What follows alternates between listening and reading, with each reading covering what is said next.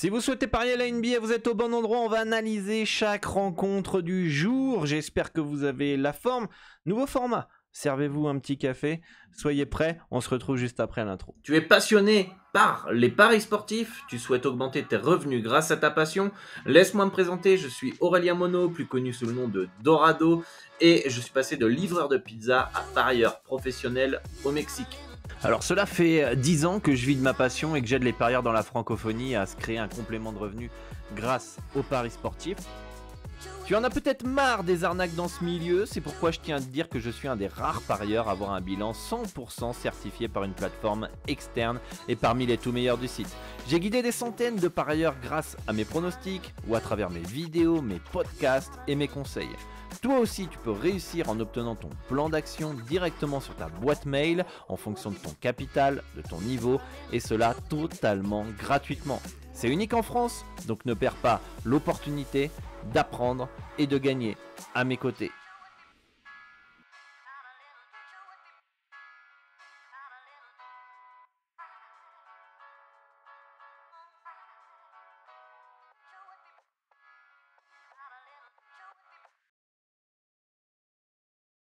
Et bienvenue à tous dans l'Expert, votre émission du lundi au vendredi où on analyse les différentes rencontres NBA. J'espère que vous avez la forme. Bienvenue à tous les nouveaux sur cette chaîne YouTube. N'hésitez pas à vous abonner à la chaîne, activer la cloche de notification pour ne louper aucune des prochaines vidéos. Le gros Saint-Bernard qui ronfle à côté de moi, j'espère qu'il dérange pas trop.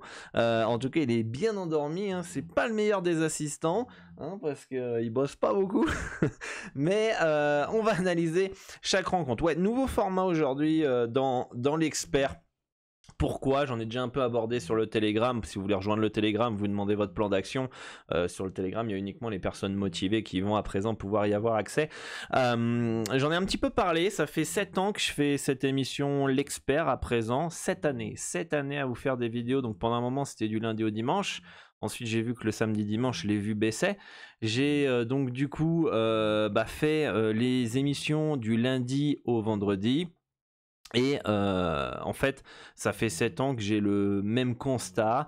Début de saison NBA, tout le monde est motivé, on fait 2000, 3000 vues, etc. Et plus la saison avance, et notamment après le All-Star Game, qu'est-ce qui se passe? Baisse drastique des vues. La semaine dernière, on n'a même pas dépassé les 1000 vues dans aucune des vidéos, alors que, comme je vous l'ai dit, début de saison, on fait du 2000-2500 vues par vidéo. Et moi je fais ces émissions pour vous apporter de la valeur, mais aussi pour faire évoluer la chaîne YouTube. C'est-à-dire que c'est pas normal après 7 ans d'avoir autant finalement de vues.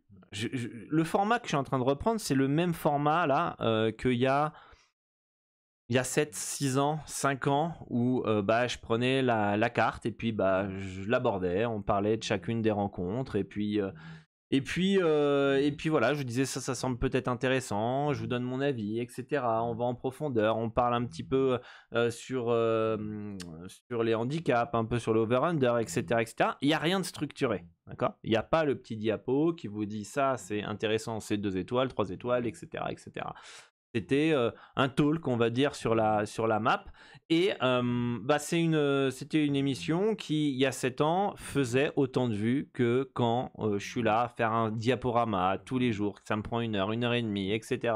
À structurer l'émission, à vous guider, à vous donner les choses sur un plateau, etc., etc. Et la chaîne, en fait, plus j'essaye d'apporter ce que vous voulez, à savoir... Je vous fais un diapo avec les projections, avec les scores, avec les avis sur les handicaps. Et puis après, on m'a dit, ce serait bien que tu fasses les over-under. Ok, on va faire les over-under. Et puis en plus, ça serait bien si tu fais les performances joueurs. Performances joueurs, je mets 1 heure, 1 heure et demie à les faire. On m'avait dit, si tu fais ça, ton émission, elle sera hyper complète. Tu vas augmenter en vue. D'accord? En vue, en like, etc. Vous savez, c'est une émission, on a 2 fois plus de followers qu'il y a 7 ans. Et on fait autant de vues qu'il y a 7 ans. Il y a un problème. C'est une émission qui aurait dû évoluer en mode effet boule de neige. La première année, on a 1000 vues, 1500 vues. Voilà, l'année d'après, on a 2500 vues parce qu'on a plus de viewers, etc. On structure plus l'émission, t'apportes encore plus de valeur avec des performances joueurs, etc. Et à un moment, on est 5000, on est 7000, et l'émission, elle évolue, la chaîne évolue, avance, d'accord, progresse. Là, en fait, on stagne. Et ça fait 7 ans que je fais finalement ces émissions. Ça me prend du temps, je la structure de plus en plus, etc. Et en fait, que je vous structure l'émission, que je vous fasse les performances joueurs ou pas, le résultat, il est le même. Donc pourquoi je vais, entre guillemets, m'efforcer et bosser plus pour et prendre plus de temps pour une émission qui finalement n'évolue pas dans le temps. En fait, aujourd'hui, je ne sais pas en fait quoi penser de cette émission. Elle est appréciée, mais elle fait pas évoluer la chaîne. C'est bizarre quand même. Là, on m'a encore demandé aujourd'hui, est-ce que tu fais une vidéo aujourd'hui? Ça fait des années que je vous dis, likez, commentez, partagez si vous aimez l'émission, si ça vous aide. Faut que l'émission, elle évolue en fait avec le temps, qu'on soit de plus en plus nombreux. Et c'est pas le cas. Donc, moi, à un moment donné, je suis pas le dindon de la farce. Et puis, c'est pas sur un coup de tête, les gars, que je prends cette décision, entre guillemets. C'est peut-être la dernière année que je fais cette émission du droit de l'expert. Parce que niveau temps passé, résultat, après 7 ans, j'ai quand même persévéré, les gars, sur cette émission. Je vous ai donné la chance de contribuer, la chance d'essayer de soutenir. Quand je vois sur les réseaux sociaux qu'il y a certains posts, des montantes, des vidéos, des mecs qui n'ont même pas de bilan certifié, sont flingués les mecs dans les paris sportifs. Ah là, ça fait des 10-15 000 vues, ça fait des 3000 likes, etc. Ça partage à tout va, let's go, t'es le meilleur, etc. Les mecs, c'est des pipeaux dans le betting, et on essaye de vous apporter de la valeur et du sérieux avec de la transparence. On fait le récapitulatif de la veille, j'ai un bilan 100% certifié pour mon VIP, etc. Et on dirait que les gens s'en branlent. Donc à un moment, bon, vous avez ce que vous méritez pour la plupart. Et je me suis rendu compte aussi que c'est une émission de profiteurs. Je suis désolé de vous le dire, mais c'est une émission de profiteurs. C'est des gens qui venaient, piochent, lâcher un like, t'as l'impression de leur prendre du 1000 € dans la poche et tu leur voles. Et puis les gens après banalisent. Ils pensent que c'est normal de faire cette émission tous les jours, d'apporter mes conseils, mes avis, mon expérience d'un point de vue betting. Et des fois, quand tu fais pas la vidéo, tu te fais insulter. Donc certains vont me dire, ouais, faut le faire avec le cœur, etc. Ça fait 7 ans que je le fais avec le cœur. Ça fait 15 ans que je fais les choses avec le cœur dans les paris sportifs, à vous éduquer et à aider. Mais j'y reviendrai dans un Dorado Show, dans un podcast au niveau de tout ça. Mais en tout cas, voilà. Pourquoi je change le format? Parce que ce format me prend moins de temps. Je prends mon écran, on blablate sur la carte. Voilà. Après, vous prenez ce que vous voulez prendre, vous écoutez, vous lisez entre les lignes. Vous vous débrouillez, vous êtes des grands garçons, et voilà. Et ceux qui veulent mes pronostics, ah ouais, mais nous on veut tes pronos, et vous vous abonnez au club privé, tout simplement. Vous avez plus d'informations sur basketpronostic.com. C'est tout. Et voilà. Et moi je vais pas passer plus de temps finalement sur quelque chose finalement où il n'y a pas de plus de soutien que ça. Allez, let's go. On part sur la map, les amis, du jour. Let's go. Bon, on a le premier match. On a un petit café, hein, les gars. On va être chill. Ça va être maintenant un format chill, en détente. C'est comme si on était ensemble dans le salon. Un petit café, une petite bière, comme vous voulez. Et on va prendre un petit peu la map en cours. Bon, premier match, c'est Indiana contre Cleveland. On a un moins 6,5. Parce que là, j'ai double écran, là. J'ai double pinacle ouvert. Donc du coup, voilà. N'oubliez pas, hein, on prend toujours en référence les codes Pinacle, hein, PS3838. Vous faites ce que vous voulez. Si vous voulez parier sur des codes de merde, c'est votre problème. Si vous voulez perdre de l'argent et offrir votre argent au bookmaker en pariant sur des codes qui sont pas rentables, prouvés par A plus B, c'est votre souci. Si vous voulez parier sur Pinacle PS3838, vous avez mon tuto vidéo qui est dans la description. Aussi simple que ça, vous suivez les étapes et en quelques minutes, vous avez votre compte sur Pinacle et vous avez accès aux meilleurs codes. Donc premier match, donc Cleveland, moi j'ai une projection 122 à 116 pour les Pacers avec un écart entre guillemets à moins 6,5 de mon côté. Les bookmakers mettent un moins 6,5. J'ai oublié de vous mettre à l'écran. Hop, on va mettre des trucs à l'écran ici. Donc moi j'ai Safari ici, ok. Et on va se mettre aussi un petit ouh, je sais pas si je vais pouvoir le faire, mais on va voir. On va voir si ça passe. Hop, hop, hop. Voilà. Par contre, je sais même plus c'est quoi le mot de passe. Voilà. Je vais pas réussir. Je vais pas réussir à vous mettre aujourd'hui, Betting Asia. Bet in Asia pour avoir les courbes, c'est dommage. On a donc voilà, on a les absences potentielles, donc parfait. Donc Donovan Mitchell, Evan Mobley qui sont pas là, Max Strus qui sont absents, Dean Wade très incertain, Jérôme forfait, Tristan Thompson forfait, McDermott forfait de l'autre côté. Comme vous pouvez le voir, vous le voyez bien à l'écran ou pas? On voit pas bien. On voit pas bien, j'ai mal cadré. Bref, c'est pas grave, sinon je vous les transmets. On va pas le mettre à l'écran, c'est pas grave, tant pis. Tant pis, on va rester sur Pinax, c'est pas grave. Comme ça, j'aurai mon autre écran ici avec mon truc. Donc Cleveland, pour moi, ça me paraît plutôt bien placé. Les Pacers partent logiquement favoris chez eux. C'est une équipe, les Pacers, qui mettent un rythme incroyable. Si tu passes à côté offensivement ou t'es pas au rendez-vous défensivement, tu peux vite te faire laver à Indiana. Donc pour moi, ça me paraît plutôt bien placé. Au niveau du cut, le over 225 points me paraît bas. De toute façon, on est sur des cuts qui sont beaucoup trop bas, moi, par rapport au stade de l'année, aux 3 derniers matchs. Là, ça me paraît plutôt bas. Donc, un petit over de 125 points me semble intéressant, notamment Indiana qui joue offensif. Cleveland, sans Donovan Mitchell, ça fait un peu chier de partir sur un over. Mais en tout cas, on sait que les Pacers vont pas imprimer un rythme défensif. Donc autant, même sans Donovan Mitchell, Cleveland va se prendre au jeu et va potentiellement scorer. Donc moi, le cut me semble un peu bas, donc pourquoi pas un petit over de 125 points. On va partir sur Philadelphie et Miami. Bon là, moi je sais pas trop quoi penser de cette équipe de Miami, très irrégulière. Philadelphie aussi très mauvaise ces derniers temps. Miami en 3e match en 4 jours back-to-back. En fait, moi, je me pose la question, et vous me répondrez en commentaire, je me pose la question un petit peu, quel est l'impact de l'absence de Joel Embiid? J'y comprends rien, en fait, à cette absence. C'est-à-dire que j'ai le sentiment que parfois, elle est surestimée, cette absence, et parfois, elle est sous-estimée. Et ce soir, pour moi, l'absence me semble sous-estimée.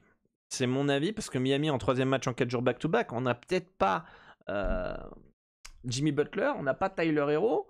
Je me dis, est-ce que les Sixers sont pas capables de faire un coup chez eux? Je pense que c'est bien placé si Miami n'est pas en 3e match en 4 jours back-to-back et ou que Butler est là. Mais si Butler est pas là, plus 3e match en 4 jours back-to-back, et que Tobias Harris est bien présent du côté des Sixers, je me dis, est-ce que finalement un petit Philadelphie -2 peut pas sembler intéressant? Ça reste risqué parce que je trouve que sans Joel Embiid, c'est quand même assez irrégulier et moins bon forcément. Mais je pense qu'avec un bon Maxi, un bon Tobias Harris, etc., si Butler est pas là, plus 3e match en 4 jours back-to-back, peut-être que Philly peut faire un coup. Le cut me semble plutôt bien placé. Pour moi, voilà, j'ai un 210 points. C'est un 200, si on va chercher la cote à 2. C'est un 209 points, donc ça me paraît plutôt bien placé. Il n'y a pas de value. Mais voilà, je trouve que c'est quand même un match piège pour le Heat. Je partirais pas sur Miami à 2-0-6 en 3e match en 4 jours back-to-back sans Butler à l'extérieur. Voilà. En tout cas, je suis pas ultra fan, donc méfiance sur ce match-là. Les Celtics qui reçoivent les Pistons. Les Celtics en back-to-back, ils ont tapé les Wizards hier à mon plus grand bonheur, puisque j'avais les Celtics moins 13,5. Les Pistons sont en 3e match en 4 jours back-to-back, ont perdu contre le Heat hier. Et on a un handicap qui paraît haut. Parce que, en plus, on a du côté de Boston des joueurs incertains. On a Jaylen Brown et Jason Tatum qui sont incertains, Jrue Holiday qui est forfait et alors Ford qui est forfait. Ça fait du monde quand même. Ça fait du monde. On a Cade Cunningham qui est incertain de l'autre côté. C'est difficile de partir sur cette rencontre de Boston tant qu'on n'a pas plus d'informations sur Brown et Tatum. J'ai envie de vous dire, si ça reste comme ça, moins 15,5, et Brown, Tatum est là, et que Cunningham n'est pas là, potentiellement le moins 15 peut être intéressant, moins 15,5 peut être intéressant en faveur des Celtics à domicile. Parce qu'ils vont profiter de l'absence de Cunningham, de Thompson, et en plus de la fatigue potentielle de Détroit. Mais il faut absolument que pour moi, si vous voulez partir sur du Boston moins 15,5, il faut absolument que Brown et Tatum soient bien là. Moi, je les ai mis incertains, j'ai des projections 124 à 104 en faveur de Boston. Donc il y a 20 points. 20 points, si on se prend une marge d'erreur, on peut avoir une légère value sur le moins 15,5. Mais il faudrait que Tatum et Brown soient soit bien présent. Voilà, niveau over-under, qu'est-ce qu'on a? J'ai un 227 points au total, c'est un 224. On devrait partir donc du coup sur un petit over 223. Pareil, si Brown et Tatum sont bien présents, je pense que le over 223 peut être intéressant. S'ils sont pas là, bah forcément mon cut il va baisser et ça me semble plutôt bien placé. Donc voilà pour ce match-là. Partons sur les Bulls de Chicago face à Portland. On a un -7 ici pour les Bulls de mon côté. -7, les bookmakers mettent un -8,5, donc c'est un poil plus haut. 117 à 110 pour mes projections. Peut-être que le +9, si vous avez vous de votre côté une value sur un Portland ce soir à Chicago, je ne serais pas surpris, hein, vu les perfs de DeAndre Ayton ce soir, de voir les Blazers rester dans l'handicap. Après, attention, ça reste un match à l'extérieur. Les Bulls très irréguliers, hein. Je ne sais pas comment vous les considérez. Moi, je trouve quand même qu'ils sont assez difficiles à lire. Le cut me semble un peu bas, mais je suis pas plus fan que ça. Parce que Portland, offensivement, c'est pas ouf. Et les Bulls, c'est pas non plus ouf offensivement. C'est une des équipes qui a le pace le plus lent de la ligue. Donc voilà, ça c'est pour le match là. Pour moi, pas grand chose à aller chercher. Ça me paraît pas ouf. Je pense que les Bulls gagneront, mais en tout cas, je trouve pas que la value elle est monstrueuse. J'ai toujours plus préférence à partir sur des H+, quand même, mine de rien, que des H-. Ça me fait un peu plus peur, entre guillemets, les H-, notamment en NBA. Puisque, voilà, il n'y a rien qui... il n'y a pas de goal average, il n'y a pas tout ça. Donc, que tu mettes une fessée, que tu gagnes de 1 point ou de 20 points, c'est exactement la même chose. Utah face à Minnesota. Alors, l'autre jour, j'avais Utah plus 8,5. Je pensais que Lauri Markkanen, Clarkson, ils allaient jouer. Ils étaient tous très probables ici sur RotoWire. C'est pour ça que je suis pas trop fan de ce site-là pour les absences, mais ça reste quand même plus pratique quand on veut avoir tout sur une même page. Je suis pas très fan parce qu'ils avaient dit qu'ils allaient être présents tous, puis finalement ils sont tous pas là. Donc des fois c'est pas ultra fiable. Ce soir Markkanen est incertain, Jordan Clarkson est forfait. Du côté des Wolves, on a Kyle Anderson, Rudy Gobert, Monte Morris qui sont incertains, Karl Anthony Towns qui est forfait.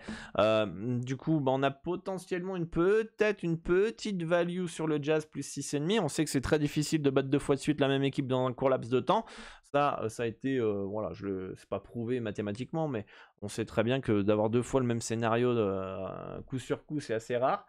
Et le Jazz va faire des ajustements, donc on est plus sur un spot Jazz plus 6,5 à ce moment-là, ce soir. Si Markkanen est là, ce sera et que Gobert et Kyle Anderson sont pas là, et notamment Gobert, ça peut être un bon spot. En tout cas, préférence sur le Jazz plus 6,5. Ils sont capables de rester dans l'handicap dans un bon soir, très clairement. Après, c'est logique que Minnesota soit favori, très clairement. Moi, j'ai un 113-117 en faveur de Minnesota, donc on peut voir que le H, il est un peu plus haut que proposé par Pinac que moi, mes projections. Donc j'irai plus sur un petit Utah plus 6,5 et en cut,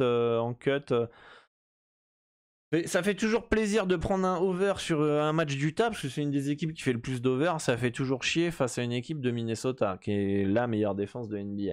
Donc en fait tout dépendra qui imposera son tempo. D'ailleurs je me souviens même plus c'est quoi le score du dernier match. Je sais même plus. Je vais pas vous le dire. J'ai même plus le score dans le dernier match. Je sais même pas si ça a fait un over 123 ou pas. Mais en tout cas, tout dépendra. Si on a le Jazz qui impose son tempo, alors le over de 123 paraît bien. Si c'est l'inverse, alors dans ces cas-là, c'est plus un under. Donc peut-être pas toucher le cut. Peut-être plus intéressant de partir sur un plus 6,5 du côté du Jazz dans cette rencontre. Les Warriors qui reçoivent les Knicks de New York.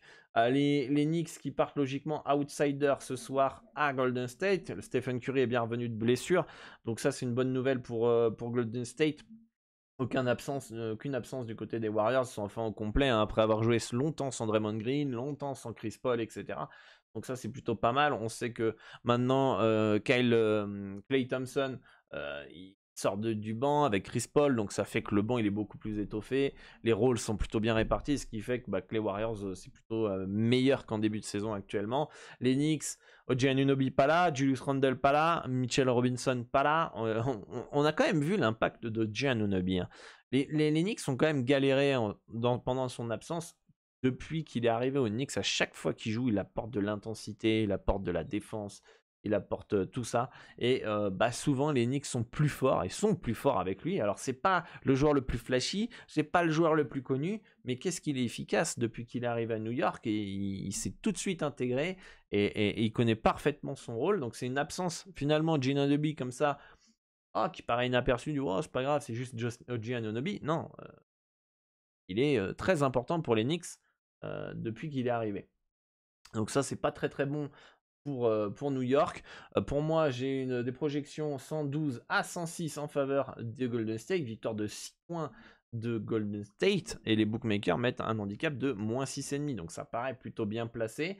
Le cut est à 217 points, match de New York toujours très défensif, toujours très très fermé, donc avec les absences du côté des Knicks en plus, en scoring de Randle et de Anunoby, donc le cut est plus bas. Les Warriors, on sait que ça joue l'attaque, et ça aime jouer l'attaque. On pourrait aussi partir sur un over parce qu'il me paraît un peu bas. Ça fait un peu comme Utah, Minnesota. Ça fait chier de partir sur un over dans les matchs de New York, mais ça fait plaisir de partir sur un over sur un match de Golden State. Donc moi, en fonction de votre analyse, j'irai plus sur un over quand même, si vous êtes OK avec ça. Si franchement vous avez un petit doute, comme pour Utah, Minnesota, on touche pas le cut, quoi. Vous avez un petit doute, New York fait chier, Minnesota fait chier, on touche pas. Mais en tout cas, le cut me paraît un peu bas. Donc voilà, pour moi, sur ce match-là, il n'y a rien à faire. Ça me paraît plutôt intéressant. Je verrai quand même les Warriors gagner. Peut-être les prendre en sec. Ça peut être intéressant. Parce que je les vois quand même s'imposer. Trop d'absence du côté des Knicks et à domicile au complet, les Warriors. Ça me paraît quand même un poil mieux. Les Grizzlies qui se déplacent à Sacramento, on a un moins 10,5 selon les bookmakers, ça me paraît plutôt bien placé, puisque j'ai un moins 9 moi de mon côté, on a un 116 à 107 en faveur des Kings. Méfiance quand même de cette équipe de Grizzlies, quand même, les gars, je vous le dis depuis le début, ils ont beaucoup de blessés, mais ils sont très très très surprenants. Évidemment, c'est toujours chiant de jouer contre jouer les Grizzlies même, parce que quand vous partiez sur un âge de plus 10,5, plus 11 Grizzlies, parce que vous avez une value, c'est vrai que ça fait chier. Mais vous savez, c'est peut-être sur ce genre d'équipe-là qu'il y a de la value. D'accord? Parce que le marché n'a pas envie de partir sur Memphis. Fait chier quand même, les gars. Je voulais la liste de courses. Williams, Clark, Kennard, Pippen, Derrick Rose, Marcus Smart, Stevens, Wanatabe, Williams. On a Jamorant. Voilà. On a Desmond Bain qui revient et Jaren Jackson Jr. qui reviennent. Donc ça, c'est une bonne nouvelle, ça, pour les Grizzlies. En tout cas, voilà. Je pense que c'est là où je veux en venir. C'est que les équipes qui sont décimées par les blessures, le marché ne va pas dessus. Il y a un moment, un effet FOMO. Les gens vont sur les Kings à fond parce qu'il manque des joueurs, enfin contre les Grizzlies. Finalement, on se retrouve avec de la value du côté de Memphis ça paraît pas serein, mais finalement, Memphis est une des équipes les plus rentables cette année. On verra les chiffres en fin de saison une fois que la saison régulière sera terminée, mais c'est une des équipes qui a couvert l'handicap assez régulièrement. Donc, n'ayez pas peur de partir sur un Memphis plus 11 à un 862 si vous estimez qu'il y a une value, d'accord ? Parce que Memphis a quand même couvert beaucoup de fois l'handicap cette année. Le cut, il se retrouve à 224, non pardon, 221,5. Moi j'ai un 224,5. Ça me paraît plutôt bien placé. Là et si on prend une marge d'erreur, peut-être limite très légère value sur le over de 121 points, mais c'est vraiment très très fin. On a un panier d'écart à peine, donc no bet sur le cut, ça me paraît plutôt bien placé. Et enfin, le dernier match, c'est les Lakers de Los Angeles qui reçoivent Atlanta. Alors c'est un peu chiant les Lakers en ce moment parce que ils ont toujours du LeBron James et Anthony Davis incertain, game time decision, donc c'est un peu casse-couille. On sait très bien que si les deux sont là, c'est pas la même que s'ils sont pas là. Moi, la dernière fois qu'ils étaient... ils sont souvent là, quand même. Ils sont tout le temps incertains, ils jouent souvent, mais la seule fois où je les ai pris, ils étaient forfaits. Donc, je me méfie quand même de cette équipe des Lakers, on sait jamais. Notamment Davis, très fragile, James, plutôt âgé. Après, là, il y a les playoffs qui vont arriver, donc là, il va falloir forcer pour essayer d'aller se qualifier. Mais en tout cas, moi, je pense qu'ils vont jouer. S'ils jouent... du coup, logique que les Lakers soient favoris face à Atlanta, en troisième match en 4 jours back-to-back. Il manque qui? Il manque Trae Young notamment et peut-être Bogdanovic, qui sont les deux absences vraiment de taille. Donc pour moi, le plus 9 et demi, ok, peut être intéressant s'il manque un des deux joueurs du côté des Lakers. Okay, même s'ils sont là, je pense que les Hawks sont capables de rester dans l'handicap, mais ce qui fait chier, c'est le calendrier. Il y a peut-être un peu de fatigue, jambes lourdes et peuvent se faire exploser. Donc ça, attention, méfiance par rapport à ça. Et au niveau du cut, je le trouve beaucoup trop bas. Pour moi, un over dans cette rencontre, si James et Anthony Davis sont là, me semble plutôt correct. C'est pas parce que Trae Young n'est pas là que forcément les Hawks ne vont plus du tout scorer. C'est sûr qu'il y a moins de points depuis qu'il n'est pas là, parce que la défense est meilleure, parce qu'il y a un talent offensif qui n'est pas là. Mais pour moi, je trouve quand même que les Hawks ont encore du potentiel offensif pour scorer face à une équipe des Lakers qui joue l'attaque. Donc voilà pour cette analyse, les amis. J'espère que vous avez réussi à trouver des petits trucs intéressants, hein, évidemment, et que mes analyses et mes avis vous ont aidé dans cette émission. Voilà, une vidéo de 25 minutes.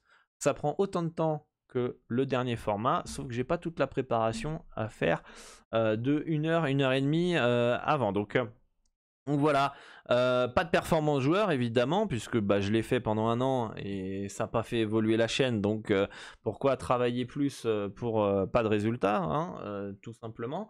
Et puis si vous voulez retrouver peut-être l'ancien format, que je fasse peut-être plus d'efforts au niveau de la structuration comme je le faisais, eh bien faut soutenir les gars, faut liker, faut partager, faut regarder l'émission régulièrement. Qu'est-ce qui se passe dans les émissions qui ne...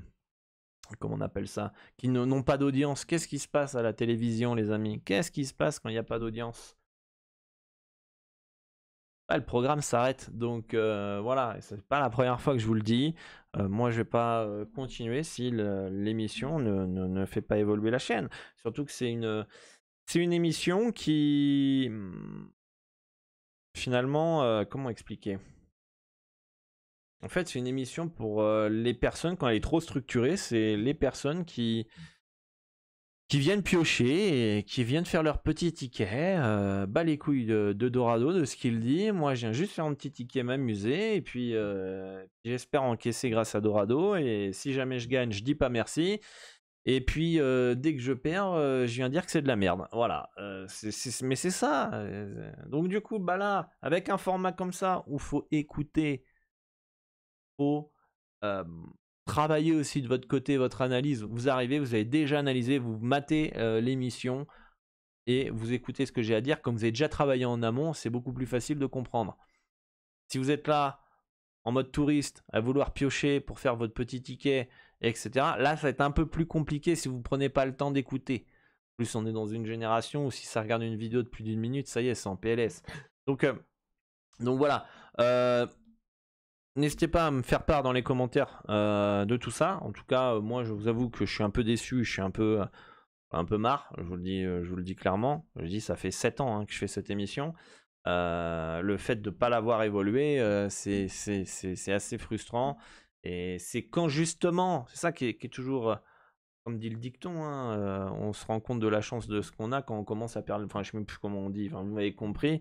Mais voilà, c'est quand je change le format, comme là je suis sûr dans les commentaires, je préférais l'ancien format, ah non mais moi j'ai toujours soutenu, etc.